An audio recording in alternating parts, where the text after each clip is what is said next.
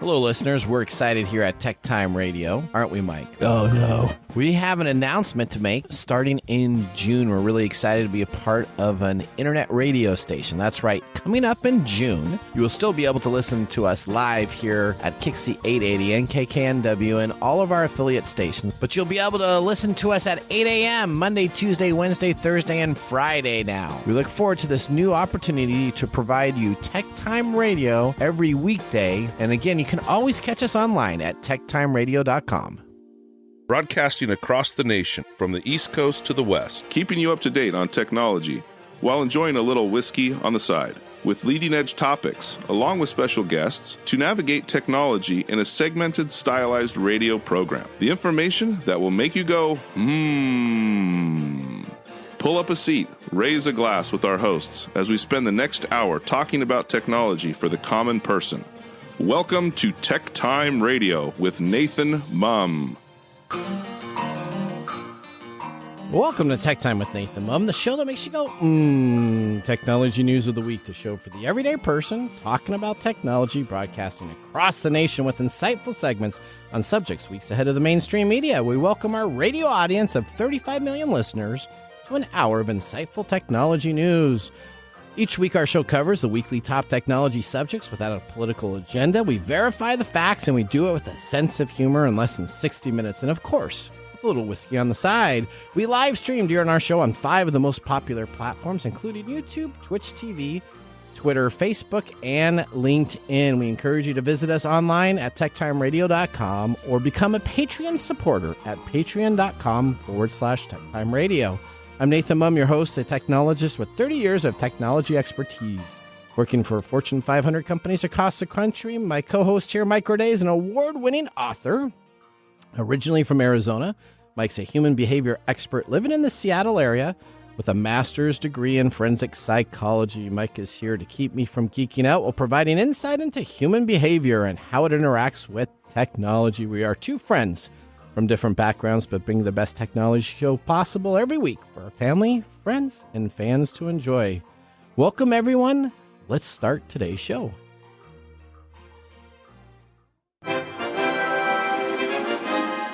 Now on today's show. All right, today on Tech Time with Nathan Mumm, TikTok ban or no ban? You ever watch Deal or No Deal? This is the ban or no ban. We're going to be talking about TikTok. Howie Mandel going to be a part of this? Well, you know what? It's kind of just about as much as choosing a case upon the stage as it is on what's going to happen to TikTok. We're going to be spending a lot of time to talk about it. We have 4 scenarios that I believe might play out in the TikTok situation. We're going to go through each of those. ChatGPT might be in some legal troubles. I think you're pretty excited about that, huh? You're just the ChatGPT lover, right? Yeah. You're indifferent. You're indifferent. Right. All right. And guest Gwen has a new item on gadgets and gear. We also have our letter segment back with a few new spam email threats you're going to want to listen to learn about as they may be hitting your inbox also. In addition, of course, we have our standard features, including Mike's mesmerizing moment this week in technology and a possible Nathan nugget. As always, we have our pick of the day whiskey tasting during the commercial to see if our selected whiskey pick gets 0, 1, or 2 thumbs up at the end of the show. So sit back, raise a glass, and welcome to Tech Time with Nathan Mumm. Now it's time for the latest headlines in the world of technology. Here are our top technology stories of the week. All right, story number 1. TikTok is in limbo for next steps in the U.S. No one knows what's going to necessarily happen with TikTok. Let's go to our TikTok moderator, though, to give us an update on what the current situation is. I think it is now very likely that TikTok is going to be banned. We've seen a number of countries take steps in that direction. So the US, for example, have banned TikTok on all government devices. The UK recently followed suit. Recent polls show that the majority of the American public are on board with TikTok being banned. It's around 2-1 in terms of favor for the ban versus against. I think it's very likely that the US at some point will go and outright ban TikTok, as some other countries have already done, by the way. India, for example, has fully outright banned TikTok. Wow. So India has banned TikTok. Now, India has banned TikTok, not necessarily for security reasons, but that they have another they want app. their own. Yeah, they want their own app to essentially be a part of that going on. So the Biden administration has threatened to ban the popular video app in the United States because of security concerns with its Chinese ownership. But there's no deadline for what the White House is going to do to make a decision, and Congress might want to say that they have a say in the matter itself. Now, uncertainly, this has left the app's millions of users and critics open with the questions, what's going to happen to TikTok? This is actually hurting their advertising, right? Because you don't want to advertise on a platform that's going to disappear, kind of like Twitter or any of those applications. Maybe you right? should just talk to Elon. Maybe he'll buy TikTok. Well, here's some scenarios. Scenario number 1, Congress dooms TikTok. Now, you got to remember President Donald Trump, ex-president, so ex parte president or whatever president you want to call him, but President Donald Trump tried to ban TikTok in 2020 and failed in large part because of the court's rules.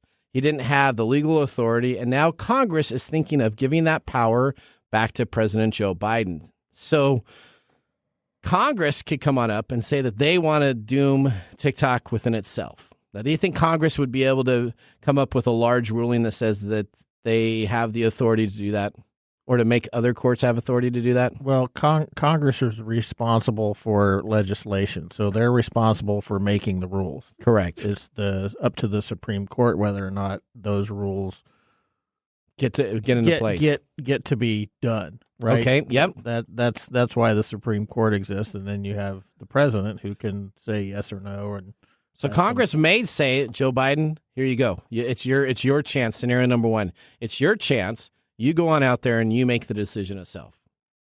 I don't think that will happen. They didn't do that to Trump, so I don't think they're going to redo that and allow Biden to make that decision on that. I'd be, in my personal opinion, a little scared if we're just going to have a president make a decision on what app can be done and what app couldn't be done. Well, I don't know. Maybe it falls under the rights to ambassadorship. Okay, that's one of the things a president gets to do is to negotiate with other countries and have a foreign policy. So this becomes a part of the foreign policy? Maybe. Who knows? Okay. Scenario number 2, Congress doesn't act, but Biden decides to ban it anyways. Not every senator is rushing to endorse the TikTok ban. Last month, Senator Rand Paul blocked an attempt to fast-track the Restrictive Act, citing free expression.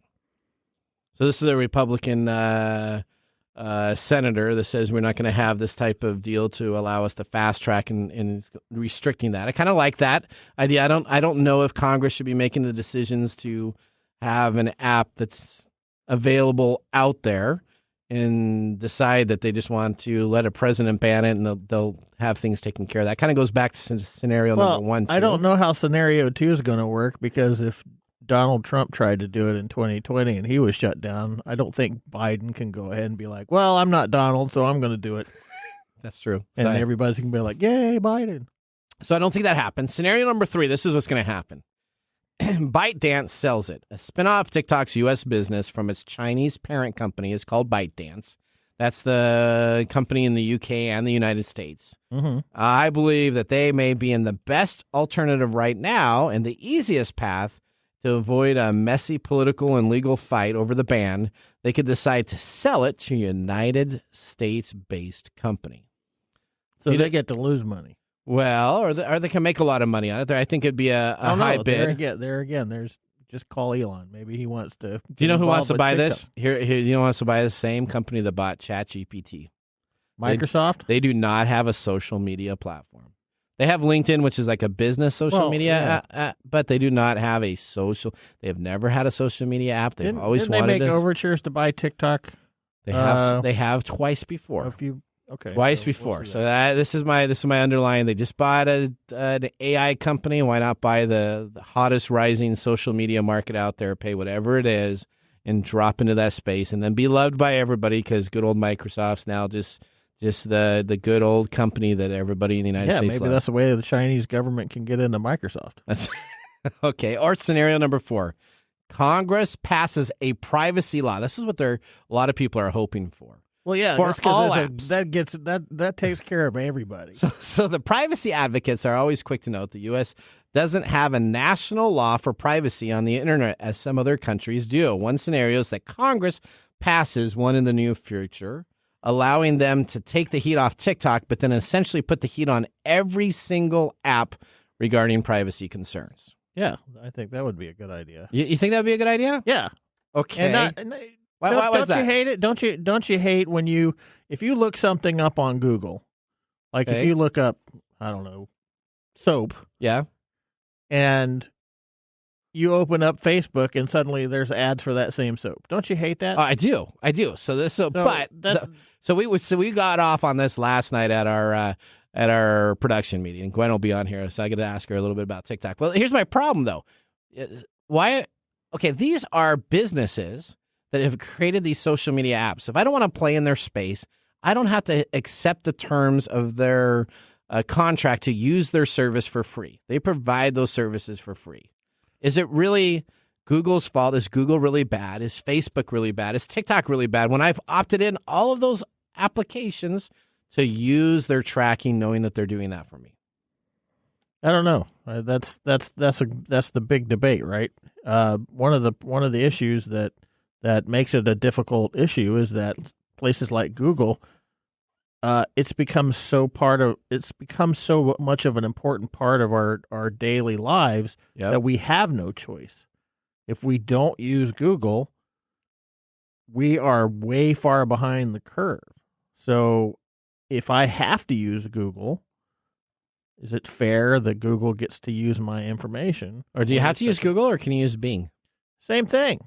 Well, one's Microsoft. Same thing. Okay, same thing. Doesn't matter. Doesn't matter. Okay, or you could use Brave, or you could use. It's just they all track. They all track.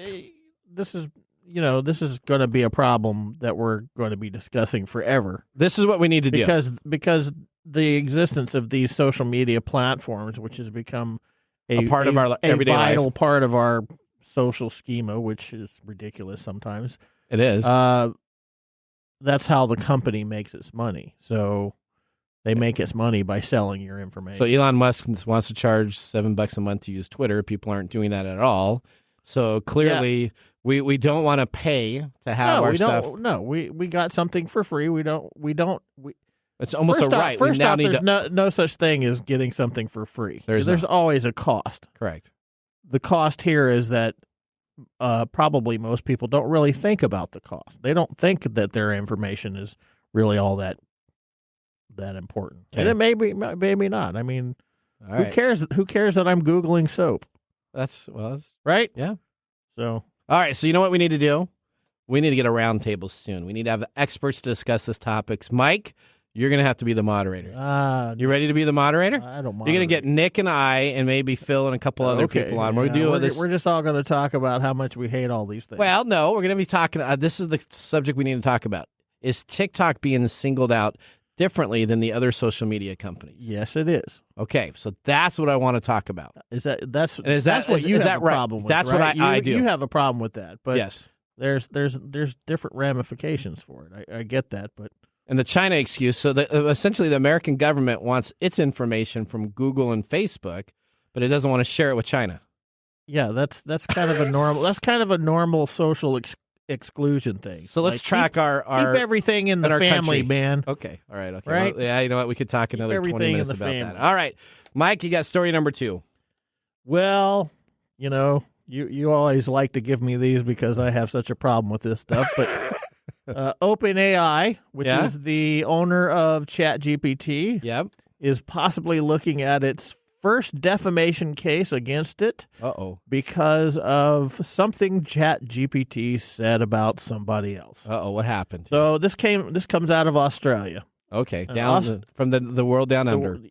Yes. Okay. Yeah, you're gonna do some. You're gonna try and do some. No, I won't sing. Okay. I will not sing. Right, come on, do it. No. I have do one of your voice impressions that sound exactly the same as everything else. No. Okay.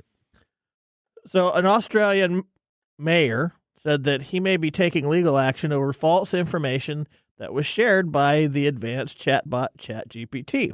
Okay. Brian Hood, the mayor of Hepburnshire Council, says the OpenAI-owned tool falsely claimed he was imprisoned for bribery while working for a subsidiary of Australia's National Bank. In fact, Mr. Hood was a whistleblower and was never charged with that crime. Oh, There were others that were charged and arrested, but he was not one of them. So he was the guy that actually turned them all in. Yes, he was the one that turned them all in. Okay. And so here's and again, this is one of the problems I've talked about with these types of programs, right? So his lawyers have sent a concerns notice to OpenAI, which is the first formal step for applying for a defamation case in Australia. OpenAI has 28 days to respond to those concerns, after which time Mr. Hood can possibly take the company to court under Australian law. Okay. The pushback here is that when people use ChatGPT, they are shown a disclaimer warning that the content it generates may contain inaccurate information about people, places, or facts, and that sometimes the OpenAI tool writes plausible sounding but incorrect or nonsensical information and answers. Yeah, I've seen that. In 2005, Mr. Hood was a company secretary of Notes Printing Australia, which is a subsidiary of the Reserve Bank of Australia. And he was horrified to see what ChatGPT was telling people, that he was, in fact, arrested for bribery and other he was arrested other too. sundry. Oh, okay. So it didn't even say he was a part of it. He said that he was arrested also? ChatGPT said that he was arrested as part of this whole thing. So. Okay.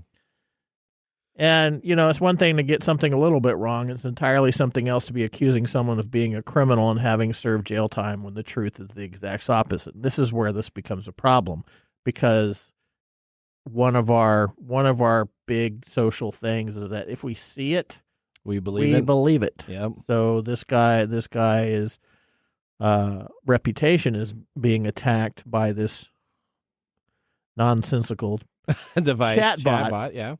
So I keep on putting in ChatGPT, who is Nathan Mumm, and I'm waiting for him to say, like, president, king of the world, and none of those are coming on up, because if I read it, then it'd be true, but I haven't been able to get that to come up. That's your whole argument, huh? That's what your takeaway from this is. Okay. That's what my takeaway is. All right, why don't you get on to the next? Okay, all right. Story number 3. That's actually really good, though. ChatGPT is going to make mistakes. We need to talk about that. All this AI is going to have when this this came plowing out in November. Yep. Everybody was like, all these things were stopping work just to spend hours doing these things. I mean, this was it.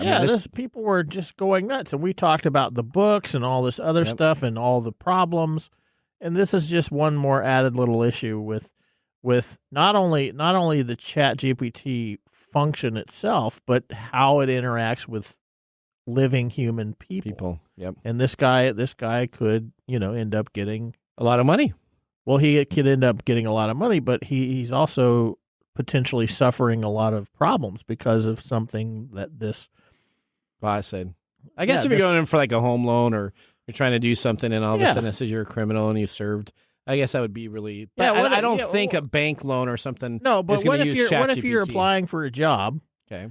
And your potential employer that you have a really good chance of getting in with uses ChatGPT to check you out, because they do that. They check you out on your social medias and stuff. Yeah. And this brings up stuff like, you were a pirate in some 1880s version of, Pirates of the Caribbean. Oh, that'd be fantastic. Right?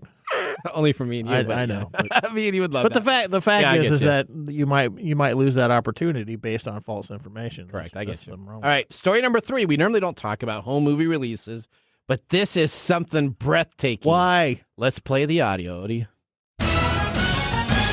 You say history considers me dead. Who am I to argue with history? You're a Starfleet officer. You have a duty. I don't need to be lectured by you. I was out saving the galaxy when your grandfather was in diapers. Klingon vessel decloaking directly ahead, sir. Target their bridge! Full disruptors!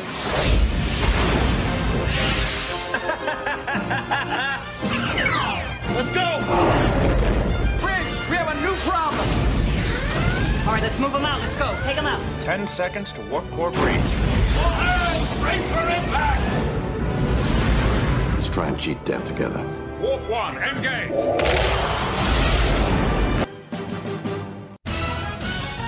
All right. Do you know? No. Do you know that No. as of last week, every Star Trek movie is now in 4K HDR for the first time ever? Now, they went back to the old films, but Trekkies and film lovers worldwide have a reason to be happy this month. On April 4th, Paramount released all 4 Star Trek The Next Generation films on 4K HDR. The movies released complete the beloved franchise's digital transformation of every movie in ultra high definition resolution. That's something exciting. All right, well, that ends our top technology stories of the week. Moving on, Gwen is up next on our Gadgets and Gear segment. What has she found that might make you go, You're listening to Tech Time with Nathan Mumm. We'll be back after the commercial break. Hello, listeners. We're excited here at TechTime Radio, aren't we, Mike? Oh, no. We have an announcement to make starting in June. We're really excited to be a part of an internet radio station. That's right. Coming up in June, you will still be able to listen to us live here at Kixie 880 and KKNW and all of our affiliate stations. But you'll be able to listen to us at 8 a.m. Monday, Tuesday, Wednesday, Thursday, and Friday now. We look forward to this new opportunity to provide you TechTime Radio every weekday. And again, you can always catch us online at techtimeradio.com.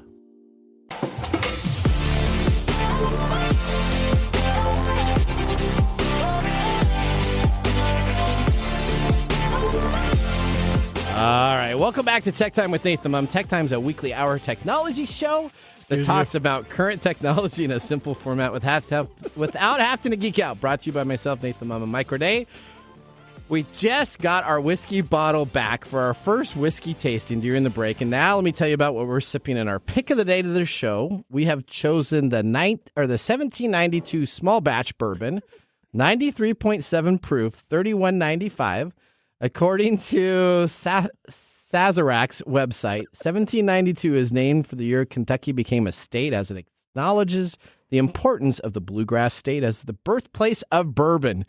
The 1792 expression, of which there are many, includes the flagship small batch bourbon, which is created with the precision and artistry that we're tasting today. 1792 small batch is sophisticated and complex, made from the signature high rye recipe with barrels carefully chosen by the master distiller. 1792 small batch has an impressive and elegant taste. Unmistakable spice mingles with the sweet caramel and vanilla to create a bourbon that is incomparably brash and bold, yet smooth and balanced. What do you think? I like it so far. You like it so far? Yeah. Oh, okay. It's very tasty. This is 93.7 proof. It's undisclosed mash bill. Again, this is a straight bourbon. So you're not normally a straight bourbon guy. That's normally kind of your kryptonite. But I'm enjoying. No, what you're rye. saying. Rye. Well, no. You have now liked rye more than when I do the straight bourbons. I've gone back now and listened through. You don't like a bitter rye, but you're actually more of a rye fan than I thought you were. Yeah, I don't like. You don't like a bitter. I don't like a harsh rye. Yeah. You don't like. All right. Okay. Well, now that we have our first whiskey tasting completed, let's move on to our feature segment. We have our gadgets and gear expert and show producer, Gwen joining us. She's an expert in cybersecurity during the day and a game board geek in the evenings. Let's welcome Gwen to our video stream to start our next segment. What's new in our gadgets and gear? All right, Gwen, welcome to the show today. How have you been since you last were on the show? I have been well. I do have to say that may be the best introduction I've ever had, and I loved that. Yeah, you see, I rewrote the intros a little shorter. I know we've been talking about this at the production since Gwen's a producer. I'm trying to get some brownie points here. A little shorter intro. We got a little bit different on some of our items, so we're trying to spruce it up a bit. Okay, so tell us.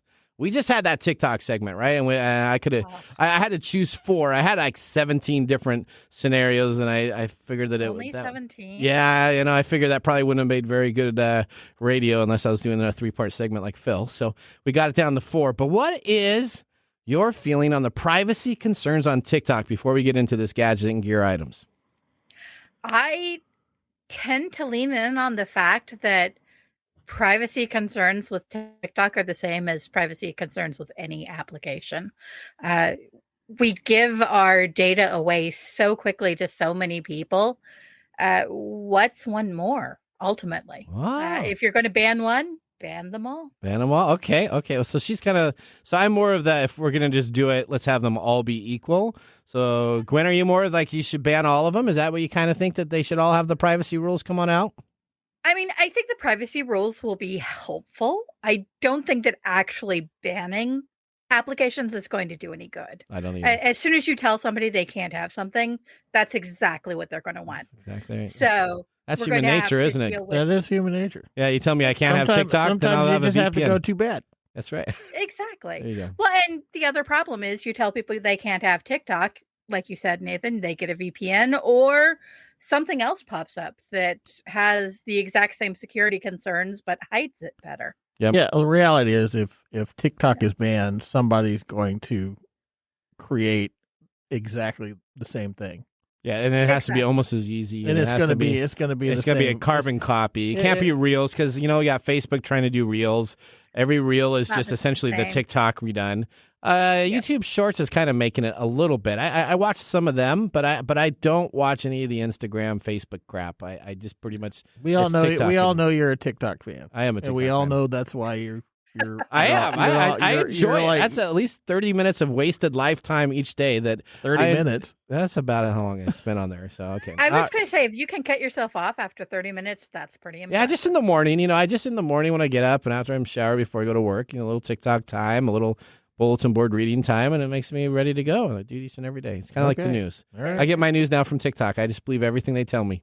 No, just joking. That makes sense. That is not the question. Totally makes sense. All right, Gwen. Okay. Tell us, what is our gadget or gear item that we have on today's show? Okay, I picked out a gadget specifically for you, Nathan. Okay. And I can tell our audience from last night's meeting, you were on board. I was on board, and I may still be. You're gonna have to convince me. I got some questions. I spent 3 find hours. that hard to believe because you're on board with everything. Well, I spent 3 hours doing some research here, so you're gonna have to help me understand a little bit more on if I make the payment or not. So, okay, so tell us what is this great device that I'm on the fence with right now? So the fabulous device is called the LawnMeister All-in-One Robot Mower. Okay. It's coming out from Heisenberg Robotics, which is a group out of Katy, Texas. Okay. The one concern that I have based on this is their first release. So This is their first Kickstarter, their first product. I did a little research and I haven't been able to find too much else about the company, which makes me a little nervous, but not nervous enough to not bring this to the listeners. That makes sense. So buyer beware a little bit. Make sure that if you're backing this, you're not backing this with your... That should just be a general thing anyway. Yeah, it should be. So use your discretionary cash that you can lose if something goes wrong on this. We don't ever want anybody to invest in something and get in trouble. But if you do invest in something and they don't come through, if you go back to your bank and you purchase it on a credit card, you will be refunded. I've done that now twice. So there you go. That is why I highly recommend using a card with an account, a bank that will actually do that. Yep, Chase Bank does that really well. So, okay, continue on. Sorry. Okay. So this is the Roomba version of a lawnmower. It's basically a set it and forget it lawnmower that can be programmed to mow at specific times. Like when the neighbor is filming their TikTok, so your lawnmower is part of it. Oh, perfect. Perfect. It can mow up to an acre, and you can actually designate zones. So you can say, okay, I want this area mowed to this height, but this other area mowed a little higher so that, that the horses. You got like your front yard and your backyard. That was very interesting to me too, because I don't have to have it all at like 1 inch. I can choose, I think it's 3 inches all the way up to 1 inch. So you can use those. Yeah, but we all know what you would do. Exactly. What was that? It'd be like 1 foot 3 inch, 1 foot 2 inch, 1 foot 1 inch. Oh, he would have a more. You would have like little waves all over. I have never thought about that, but now that is so awesome because that's exactly what I would do. That's exactly what I know. It'd be like a little Mario Kart and you just world. sold the lawnmower for me. That's right. There you go. That's right. But yeah, it's really cool. It's got a camera on it, so it's got obstacle avoidance. So you forget the dog's frisbee in the yard, not a problem. It'll actually go around it, or you leave the chairs out. It'll even go around pets. So if the dog's out there, you can miss them. The other really cool thing that it has is it actually has the ability to climb slopes. It does. It's, I believe, a 56% grade. Yep. Which is 58. 58. 58. Oh, 58. You're right. That's going to encompass the vast majority of yards, especially in the Pacific Northwest. All right. Okay. So But not yours. Well, hang on. I got some questions. You have a really steep. I do in the backyard. Yep. I got it. It's too steep for that. I went out and measured it. So I have a 68% to 72% slope in the backyard. But okay, how many pledgers have been a part of this? How many backers? How many days to go? Where can I find this? Of course, it's a Kickstarter. You talked about it. What can I search on to find that? Give me the details. All right. So you can go in and you can search for the LawnMeister. That's LawnMeister. It also comes up if you search Heisenberg. So whether you're a chemistry fan or a Breaking Bad fan, that's got you covered there as well. Perfect. It's currently sitting at just under 1,400 backers. You're sitting at 1,361. And it has had almost $2 million pledged to it already. And the goal of that was, what was the goal of it? 10,000. 10,000. So it's greenlit. So it's greenlit to be taken care of. So this Mow an Acre, now it also has an anti-theft aspect of it. So it has a charging station that comes. Tell us a little bit about the charging station, the protection of that. How does that go? It's actually kind of cool. So it's got a charging station. It plugs itself in at the end of a mow. And when it plugs itself in, there's actually a lockdown, at which point you can't actually take the robot out unless you've got the app. So if somebody is so dedicated that not only have they climbed into your backyard, not only have they picked up the robot, but they've picked up the robot and charger, it also has a GPS built in, so it can tell you where it's been taken. So you can go and say, what type of criminal are you? He's trying to steal my little robot out of the back. Okay, so here's my one question that I had a concern with. Because I was buying it this morning and I already had it ready to go. And then I stopped. I didn't back it because I have moles and voles in my yard. And the wheels on this device look a little thin compared to what I was thinking of as probably some type of tractor wheel that's available there. Did you notice that at all too? And so all the demos are on these beautiful manuscaped flat yards. Yards. Manscaped? Manuscaped. Did I say manscaped? Manscaped. Oh, sorry. What are you doing? What do you want this for? You don't even want to know what No. So my concern is... I think you mean manicured. Manicured. That's what I meant. That's what Not manuscaped. Essentially, my concern is that there's these all cookie cutter yards. Everything looks really nice on the demos itself. Will it work on what is your think on it? Do you think it will work on a backyard that has some mole holes in it? Or do you think that the small wheels are going to get stuck in there and it'll just be like my Roomba? And I know my Roomba sometimes gets stuck underneath my couch. It's stuck in the corner. In the little corner, and it's a little raised carpet. And then I got to go over there and kick it in the morning to have it continue cleaning up and doing what needs to be done. What's your feeling on this? I think it would still be okay overall, just based on the way that the mower is built. Okay. It doesn't have a lot of things that are going to actually fall into holes. Okay. The one caveat to that being if you've got a large ditch or something that just ends up going over that 58% grade, you do have to worry about it tipping over on its side. Okay. So I'm still 50-50 on this. I don't know. You know you're going to get it. I don't know, Mike, because my yard is so... I mean, I have this big John Deere that I have to take. I know in the you back. have that, yeah. And I have to do it. And I've tried. Now, I'll just tell you, the Luna pet robot dog is phenomenal. So, I mean, I am getting into the robotics. What does that got to do? And you love Roomba. You would never think that you'd be a robot man, and you love your Roomba, don't you? Yes. I named it Jarvis, and and he does all of his stuff, and you're really happy with it. Yeah. Okay. Yeah, I don't have to vacuum ever. It just does it, and it's like cleaning. I do have. There are certain things that it has trouble getting. So in the corners and certain areas. So I just worry that my lawnmower would be out there continuously cutting in this like little area in this little dirt pile, and it will never move. Just a little circle. Yeah, then I have to run out there and kick it. Then I'm just going to become a soccer kicker for all my robots. I guess that's like worrying about that you have dog-shaped grass places where the thing moved around your dog because your dog is too lazy. To move. Yeah. That would actually be kind of funny too. You got up and down regions, and then you got your little dog. You can't make a whole. This is why I know you're going to get it, An because you're obstacle thinking course. about all these things that you can I got a do miniature with your golf yard. course in the back of my yard. Yeah. All right. Okay, Gwen. Anything else you want to tell us about this product? Have you backed it? Let me just ask you that. Have you backed it? I actually have. As we've talked about briefly, my husband and I are buying a house. Yeah. And so we're going to have to actually mow a lawn. Okay. So we went ahead and backed this so that it could be our lawnmower in the backyard. Oh man, I got to do it. See, this wouldn't work in Arizona. Why is that? Because you got rocks no. everywhere. Because rocks are everywhere. And we've got, depending Different on where you colored live, you rocks. got elephant grass. Yeah. You got these big tufts of huge grass. So it probably wouldn't work. All right. Okay. Well, that ends.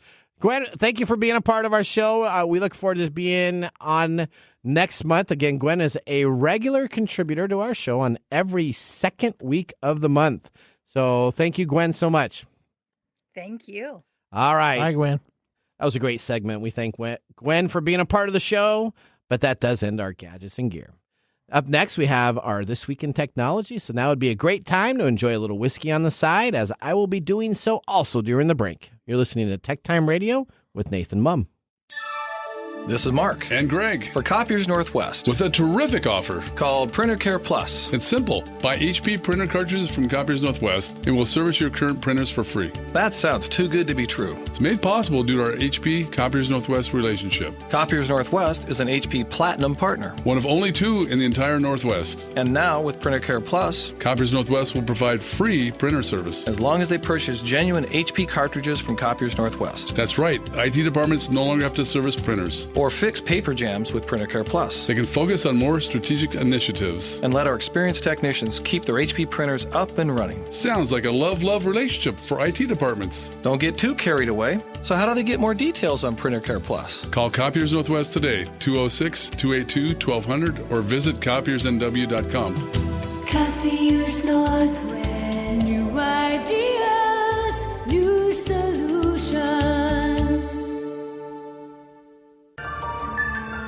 And now, let's look back at this week in technology. All right, we're going back to April 11th. Exactly today, 1985, John Sculley takes down Steve Jobs.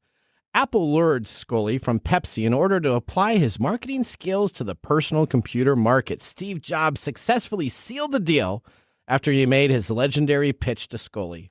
Do you want to sell sugared water for the rest of your life, or do you want to come with me and change the world? Sculley's and Jobs' visions for the company greatly differed, though. Sculley favored open architecture computers like the Apple II, targeting educational, small business, and home markets, meaning less vulnerable to IBM. Jobs wanted to have the company focus on the closed architecture Macintosh as a business alternative to the IBM PC. Almost exactly 2 years after joining Apple, John Sculley asked Steve Jobs to step down as the head of the Macintosh division at an Apple computer board meeting. With the backing of the company's other executives, Jobs was stripped of nearly all responsibility at Apple. While Jobs retains the title of chairman, he would have no authority and eventually leaves Apple. In response after this, Jobs then developed a plan to get rid of Sculley and take back Apple. However, Jobs was confronted after the plan was leaked, and he said that he would leave Apple soon. That was this week. Dun, dun, dun. There's the story. That's a really big story, right? You bring in this big marketing guy. You think he's going to help your marketing. He has a different vision than you. He then convinces the board that his vision is right. And then the founder, creator, and the Energizer Bunny, he's odd duck, but the Energizer Bunny for Apple's creativity was set to pasture. Yeah. But he does come back. Well, that's because it didn't work. It didn't work. It didn't work out, and he came back and did what he wanted to do, and now we all have these devices now we in have our Apple pockets. stores. Yeah, and we have these devices in our pockets. So he came back and said, I got this thing that you're going to listen to music in. We all had those Sony Discmans that we're running around with that weighed like 7 pounds. And he's like, here you go. Here's something you're going to put in your pocket. It's going to have 1,000 songs on it, and you can listen to it at any time. I still have an iPod. I still do too. I bought like 3 or 4 of them. All right, that was This Week in Technology. If you ever wanted to watch some Tech Time history with over 2 years of video, podcast, blog information, and other insightful items, you can visit TechTime-Radio.com to watch our older shows or join the Tech Timers Facebook group to talk with us live all the time. We're going to take a commercial break. When we return, we have the Marc's Mumble Whiskey Review, our technology fail, along with letters. We'll see you after the break. Hello, my name is Arthur, and my life's work is connecting people with coffee. StoriCoffee is a small batch specialty coffee company that uses technology to connect people to each product resource, which allows farmers to unlock their economic freedom. Try our Medium Roast Founder Series coffee, which is an exotic bourbon variety that is smooth, fresh, and elegant at StoriCoffee.com. That's STORI coffee.com. Today you can get your first bag free when you subscribe at StoriCoffee.com with code TechTime. That's STORI coffee.com. The segment we've been waiting all week for. Marc's Whiskey Mumble.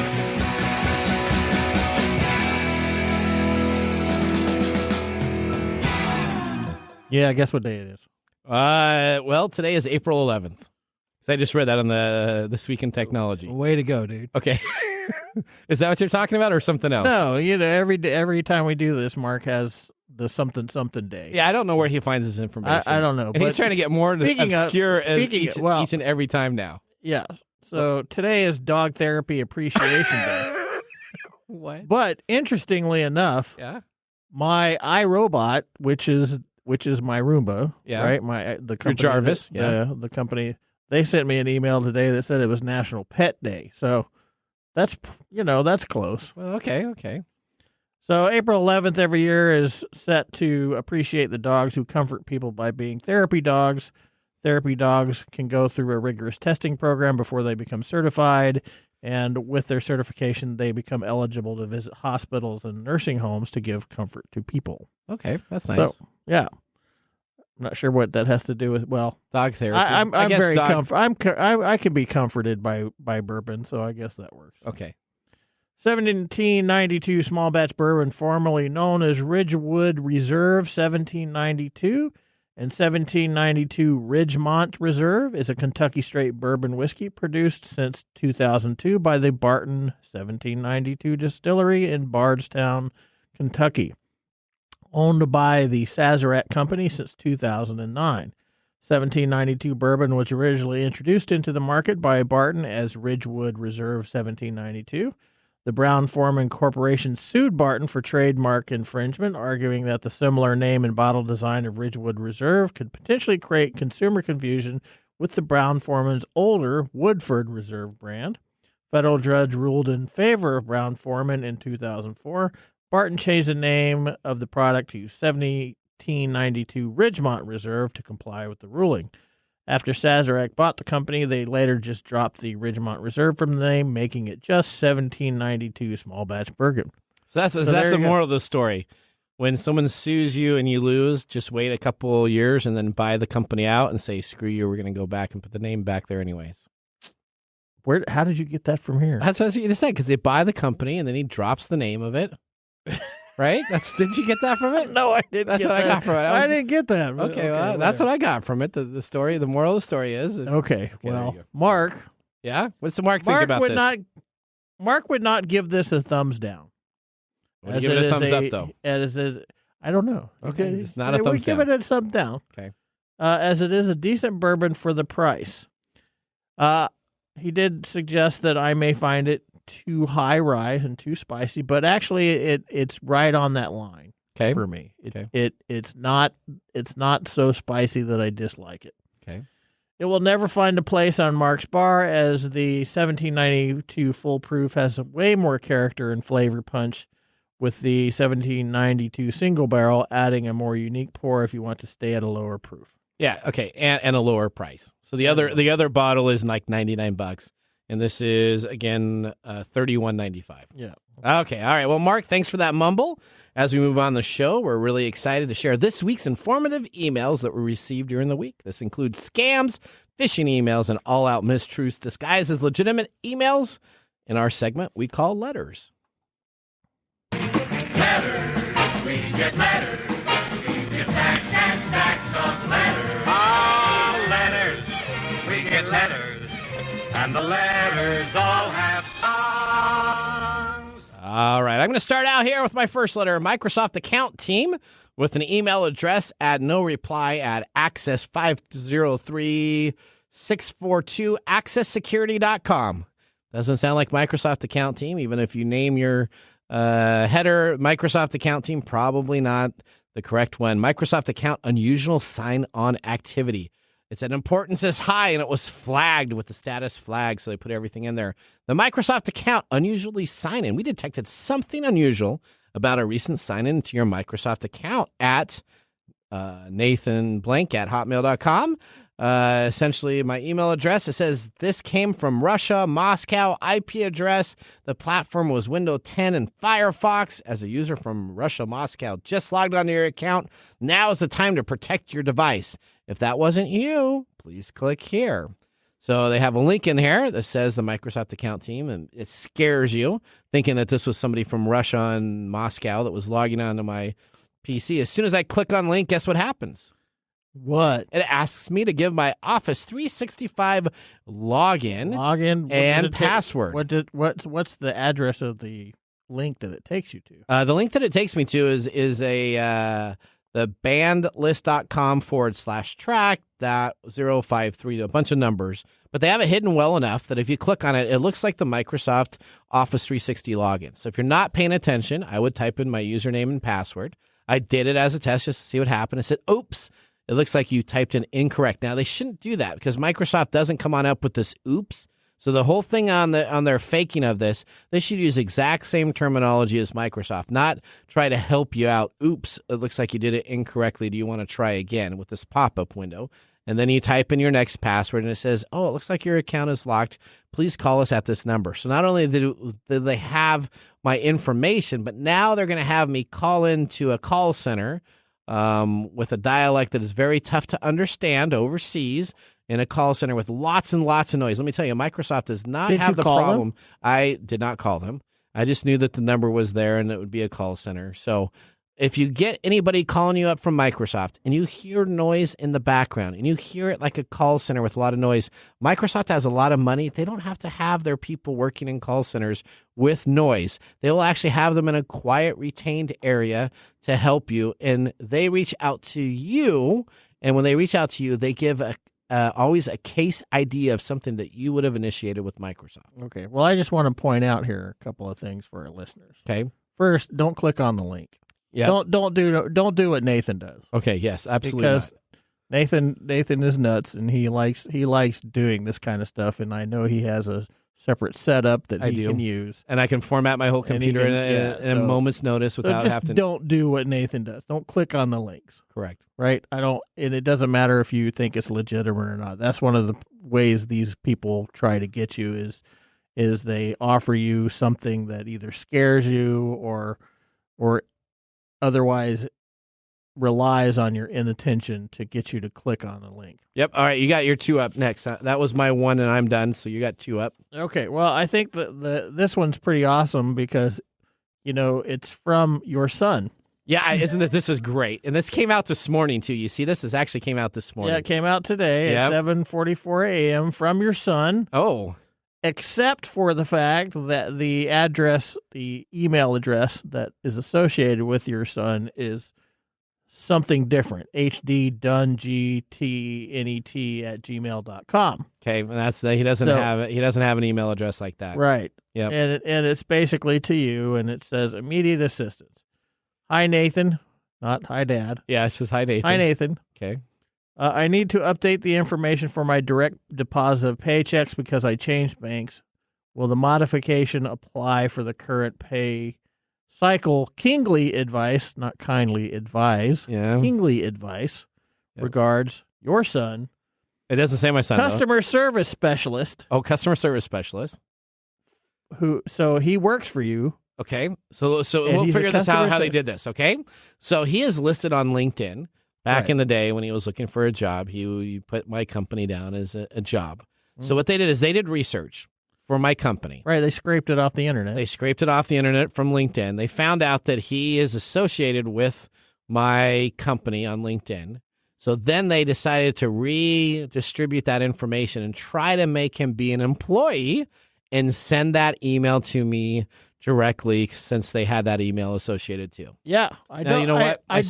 My son would never send me an email. He has never gotten a paycheck from the company, and he would not have sent a changing of banks of any of those things. So I think it's important to just point out here that I don't think they realized that this was probably somebody related to you. They did not. But you always want to check the email that's being sent from. Yep.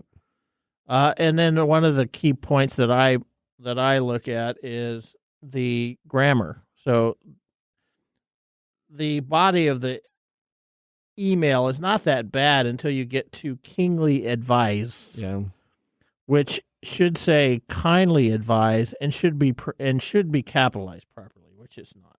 But I don't know if you're in the dating sites, which I know you're not. No. You get a lot of these things. You get a lot of those things. Oh, you can pick out the scammers almost immediately because of the way they write these things. All right, do this one quick, because then we got to go to your mesmerizing moment.